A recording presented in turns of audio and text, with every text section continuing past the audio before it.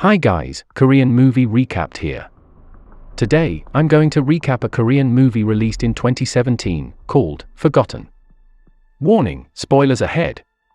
The film is about Jin, a 21-year-old man who finds out a life-changing fact following his brother's kidnapping. He finds out that all of his life might be a lie. Can he handle the truth? The story starts with Jin moving to his new house with his father, mother, and older brother. His older brother, Yu, is a dependable person that he always adores. Yu is bright and athletic, yet he is also sociable, making him popular among his friends and loved by his family. Yu has a limp on his left leg after getting into a car accident a few years ago, but it doesn't prevent him from being active every day. They start moving the furniture inside their new house with the help of some movers.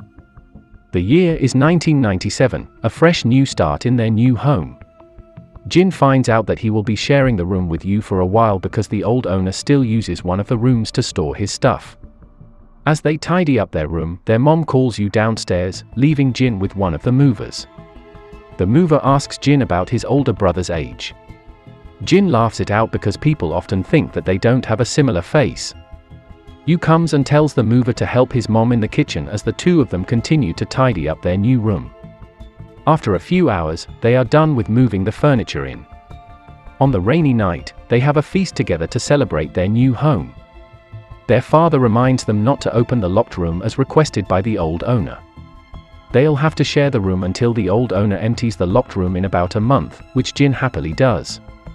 As they enjoy the food, Jin hears a heavy loud sound from the locked room upstairs, but the others tell him it might be thunder. Before they finish the feast, the father reminds Jin to take his daily antidepressant medicine. It's their first night in the new house. Yu goes to bed first as Jin listens to music on his earphone. Suddenly, he hears another loud sound from the room. This time he goes to investigate it. Just before he is about to open the door, Yu appears behind him and asks what he is doing. They listen from outside the room carefully but hear no sound. Jin still insists that he hears something, so Yu takes him outside to get some fresh air. As they stand together under the rain, they talk for a bit to clear their mind. Jin says his thanks to Yu because he is always there for him. Yu picks up his flip phone to answer a call from their father, telling him to do something. So Yu heads back first, leaving Jin alone to enjoy the rain with his music player. After a while, he decides to head back too, but unexpectedly witnesses his older brother being kidnapped by a group of men that dumped him into a van and left. He rushes back home to notify his parents and collapses afterward. While unconscious, he keeps getting dreams about something that feels real to him. After a couple of days, he finally regains consciousness. His parents are glad to see him okay, but Yu is still missing. They tell him that the detectives will soon come to ask him what happened that night. Jin retells exactly what happened to the detectives and gives them the license plate number of the black van that the kidnappers use. But the detectives insist that such a van doesn't exist. It makes Jin frustrated, so they end the interrogation. The waiting game starts. They wait for the kidnapper to contact them for ransom money. After 2 weeks have passed, nothing significant happens. Jin starts to have the same dream over and over again, a familiar scene that feels so real. On top of that, he also gets nightmares about the locked room. Suddenly, on the morning of the 19th day since the kidnapping, Yu suddenly returns by himself. However, he has no recollection of what happened. The doctor believes that the traumatic experience has repressed his memories of that day. Jin notices small changes in Yu's behavior. He often goes out at night but already comes back by the morning, which at first Jin ignores. One day, Jin is about to take his daily antidepressant medicine. But it falls under the kitchen counter. When he tries to take it, Yu comes and invites him to eat together, making him skip his daily medicine that day. Jin asks where Yu goes at night, but he tells him that it might just be in his dream. After finishing his meal, Yu heads out to do his daily activities. As he walks to the door, Jin notices that Yu is limping on his right leg, which should be his left leg. Yu laughs it out and just walks away. Jin heads back to his room to study for the entrance exam until night. At night, the whole family eats dinner together, then Jin goes back to study until he falls asleep on the desk. Yu suddenly gets up and plays the mechanical pen to Jin's face, then heads out. At first, Jin pretends to be asleep but then decides to follow Yu. As Yu entered a taxi, Jin quickly calls another taxi to follow him. They get off at the nearby market area. Jin sees Yu meet with two thugs that turn out to be the same persons as the detective that questioned him weeks ago. As Jin follows Yu further, he is stopped by those two thugs. They chase him around, making Jin has no option but to run. When Jin thinks he is out of danger, his brother appears out of nowhere and sedates him. The next day, Jin finds himself asleep at the desk where he studied before he starts following Yu. Still in shock, he runs away from Yu and locks himself in the bathroom. Yu tries to convince Jin that it was not real as Jin skipped his medication yesterday. Jin tells him that the chase, the taxi, the thugs, are only his hallucinations. Jin calms down a bit then apologizes to Yu. When he goes back to study, he finds the pencil lead that was dropped by Yu last night and remembers that he didn't mention anything about the taxi to Yu. This makes him sure that the one who came back from the kidnapping is not his real brother. He tells this to his mom and plans to follow Yu together the next time he heads out. At night, he has another nightmare about the locked room. When he wakes up, he goes to the kitchen to get a glass of water. He accidentally overhears his mother talking on the phone, telling Yu that Jin is starting to get suspicious of them. As Jin walks closer, the creak sound of the floor alerts her. Jin quickly runs outside to hide as the mother tries to find the sound source. The mother is convinced that it is Jin, so she goes upstairs to check his room. Jin quickly climbs up the outer wall under the rain to his room upstairs. He manages to tuck himself under the blanket before the mother gets there. But he is soaking wet, and the window is open, making it clear that he was from outside.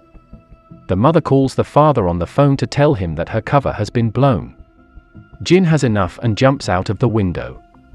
He meets the father at the gate, still trying to convince him that they are his family. But now, Jin is convinced that his parents aren't his real family too. Therefore, he runs away and rushes to the nearest police station while being chased by one of the thugs. After he reaches a nearby police station, he proceeds to explain the situation to the police. But his explanation leaves the officers quite puzzled. When Jin says that he is 20 years old, the police become more confused and tell him to see himself in the mirror. Finally, he looks at the mirror and sees an older man. At this point, he realizes that he's not as young as he thought. The year is 2017, not 1997. Confused and angry, he goes back to the house and goes straight to the locked room. There he finds two mannequins lying down on the floor with fake blood. The family shows up, and Jin demands an explanation. The young man who pretends to be his brother explains a murder at the house that happened 20 years ago on the 20th of December of 1997. A mother and her teenage daughter were killed. However, the police couldn't solve the case. Several years later, the victim's family hired him to find the killer. After some careful investigation, he was able to determine Jin as the murderer. Therefore, his team kidnaps him and tortures him to obtain a confession. However, he doesn't have any memory of being a killer. As a result, the young man decides to try hypnosis to make him remember. The team creates a new plan to make Jin return to his last happy memory and recreate the events that led to that fateful night. That way, Jin might remember what happened that night. Everything was going according to the plan, until the police arrested the young man for fraud. They released him 19 days later, which would explain the abduction that Jin witnessed. The mysterious sound from the locked room that he hears is the man's team reconstructing the murder scene. And to keep Jin under hypnosis, they give him the special medicine that he takes daily. Although Jin believes in the story, he reassures that he never killed anyone. At a moment of confusion, he throws himself out of the van to run away. They try to chase him but ends up crashing the van onto a tree. Jin tries to leave the scene, but a truck passes by and hits him in a moment of distraction. As he's lying on the ground, he starts to remember the past. During the flashback, Jin is with his real family in a car. But suddenly, they get into an accident. The car accident kills both of his parents and leaves his older brother in critical condition. 6 months later, the doctor tells him that his brother needs surgery soon. At that time, the country's economy was bad. Being only a high school graduate also doesn't help. He posts a message on an internet forum asking for a job. An anonymous user approaches him and offers him a job. He needs him to kill a woman in exchange for money.